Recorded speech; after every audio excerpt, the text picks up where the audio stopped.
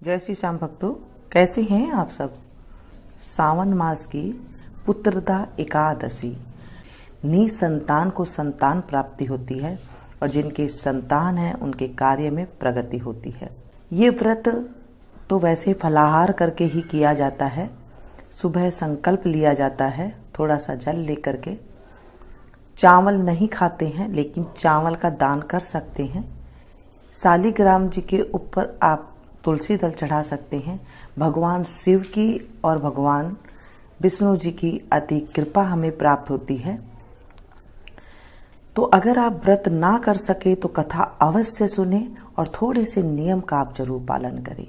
थोड़ा सा नियम ये है कि प्याज लहसुन का आप त्याग करें, कम बोलें और साथ में जो है आप थोड़ा खा लें। जैसे कभी दही खा लिया एक टाइम पे तो एक टाइम पे आपने अन्न का भोजन कर लिया, तो इस टाइम पे जो इस तरह भी जो है व्रत पूरा हो जाता है।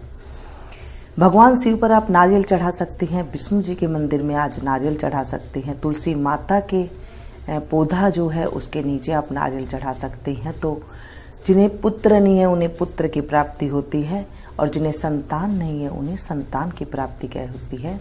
ऐसे हमारे बड़े बुजुर्ग कहते हैं, ऐसे हमारे शास्त्र कहते हैं। तो चलिए आज शुरू करते हैं हम पुत्रदा एकादशी व्रत का महत्व।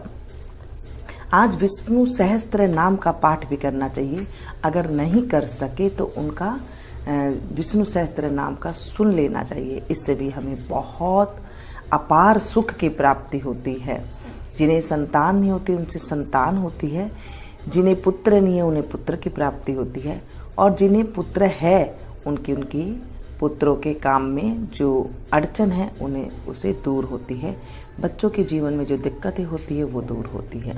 बोलिए विष्णु भगवान की जय, एकादशी मैया की जय, शंकर भगवान की जय। धर्मराज युधिष्ठिर बोले कि हे भगवान, अब आप मुझे श्रावण माह के शुक्ल पक्ष की एकादशी कथा सुनाइए। इस एकादशी का नाम तथा इसकी विधि क्या है सो सब कहिए। श्री मधुसूदन बोले कि हे राजन, अब आप शांति पूर्वक श्रावण माह के शुक्ल पक्ष की एकादशी की कथा सुनिए। इस कथा के श्रवण मात्र से ही वाजपेय यज्ञ का फल मिलता है। द्वापर युग के प्रारंभ में महिष्मति नाम की नगरी में महीजीत नाम का एक राजा पुत्रहीन था। वह सदैव चिंताग्रस्त रहता था। उसे वह राज्य दुखदायी प्रतीत होता था, क्योंकि पुत्र बिना इस लोक और परलोक दोनों में सुख नहीं है। राजा ने पुत्र की प्राप्ति के बहुत यत्न किए, परंतु वह निष्फल गए। जब वह राजा वृद्ध होने लगा तो उसकी चिंता भी बढ़ने लगी। एक दिन उस राजा ने प्रजा को संबोधन करके कहा कि ना तो मैंने अपने जीवन में पाप किया और न अन्यायपूर्वक प्रजा से धन एकत्र किया है, न मैंने कभी देवता और ब्राह्मणों का धन छीना है, ना किसी की धरोहर ली है। मैंने प्रजा को सदैव पुत्र की तरह पाला है। मैंने अपराधियों को पुत्र और बांधवों की तरह दंड दिए। मैंने कभी किसी से राग द्वेष नहीं किया, सबको समान माना है। इस प्रकार धर्मयुक्त राज्य करने पर भी मैं इस समय महा दुख पा रहा हूं। सो क्या कारण है, मेरी कुछ भी समझ में नहीं आ रहा है। राजा महीजीत की इस बात को विचारने के लिए मंत्रीगण आदि वन को गए। वहां वन में जाकर उन्होंने बड़े बड़े मुनियों के दर्शन किए। उस स्थान पर वयोवृद्ध और धर्म के ज्ञाता महर्षि लोमस के पास गई। उन सब ने जाकर महर्षि को यथा योग्य प्रणाम किया और उनके सन्मुख बैठ गई। उनसे विनय करने लगी कि हे देव, हमारे अहोभाग्य हैं कि हमें आपके दर्शन हुए। इस पर लोमस ऋषि बोले कि ब्राह्मणों, आप लोगों की विनय तथा आपके सद्व्यवहार से मैं अत्यंत प्रसन्न हूं। अब आप मुझे अपने आने का कारण बतलाइए। मैं आपके कार्य को अपनी शक्ति के अनुसार अवश्य ही पूरा करूंगा, क्योंकि हमारा शरीर ही परोपकार के लिए बना है। इसमें किंचित मात्र भी संदेह नहीं है। लोमस ऋषि के ऐसे वचन सुनकर सब बोले कि हे महर्षि, आप हमारी समस्त बातों को जानने के ब्रह्मा से भी अधिक हैं। महिष्मती नाम की पुरी में एक महाजीत नाम का एक धर्मात्मा राजा है। वह प्रजा का पुत्र की तरह धर्मानुसार पालन करता है, परंतु फिर भी पुत्रहीन है। इससे वह अत्यंत दुखी रहता है। हम लोग उस राजा की प्रजा हैं, क्योंकि प्रजा का यह कर्तव्य है कि राजा के सुख में सुख माने और उसके दुख में दुख माने।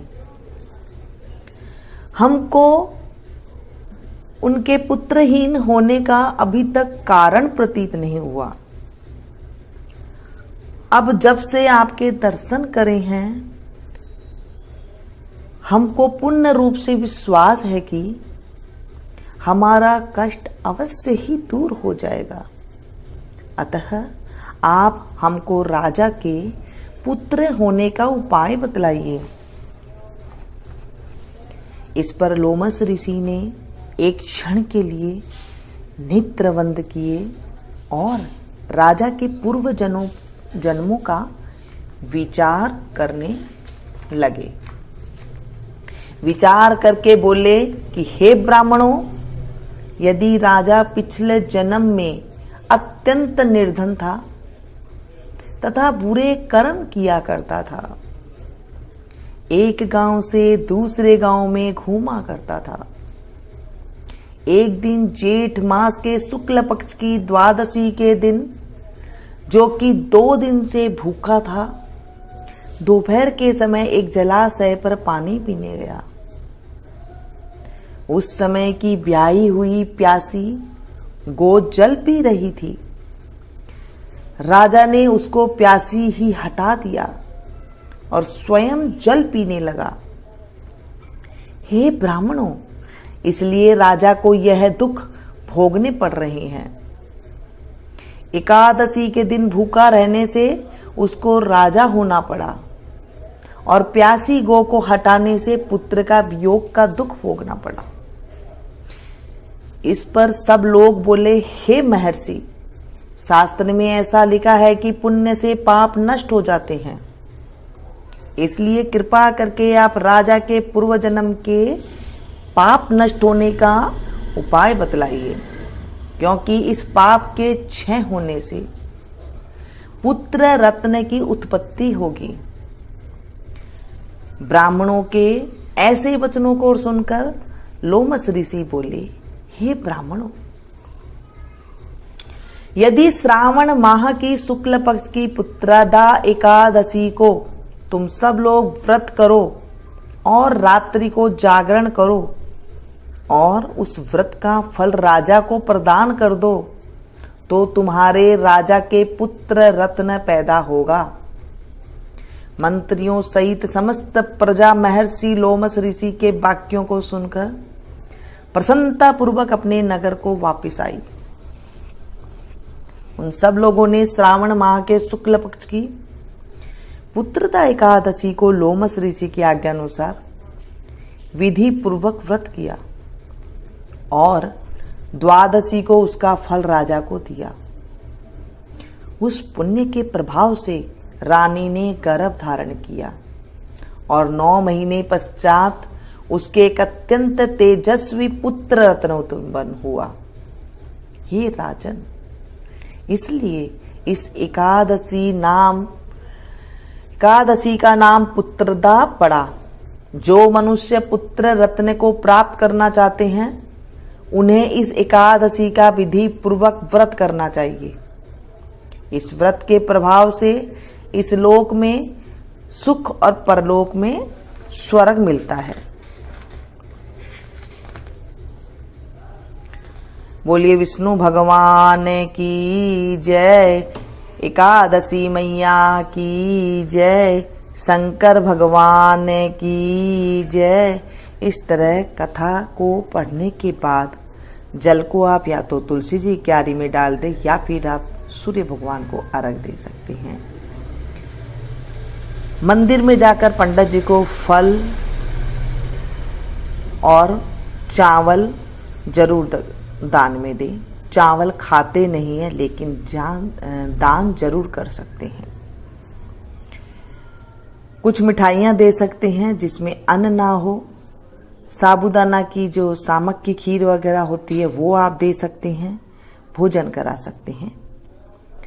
कुछ भी नहीं है तो आप घर बैठ के भगवान जी का नाम स्मरण कर सकते हैं, नमः शिवाय का जाप कर सकते हैं, विष्णु सहस्त्र नाम का पाठ सुन सकते हैं। फल अवश्य मिलता है दोस्तों, क्योंकि ये सावन माह की पुत्रदा एकादशी है जो साल में 2 बार आती है। पुत्रदा एकादशी एक अभी आई है गर्मियों के मौसम में सावन महीने में, और एक आएगी सर्दियों के मौसम में पौष के महीने में। तो इसलिए आप इन व्रतों को जरूर करें। नहीं कर सकते तो कथा अवश्य सुने और इसके बाद आप विष्णु जी की आरती करें तो अवश्य फल की प्राप्ति होती है।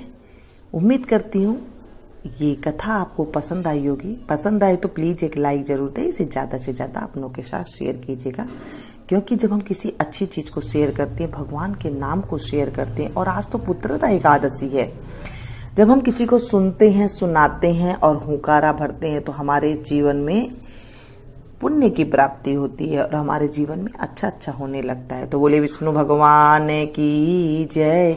मिलती हूँ फिर से एक नई कथा के साथ, नई जानकारी के साथ। तब तक आप लोग देखते रहिए मीनू संगीत। Thank you.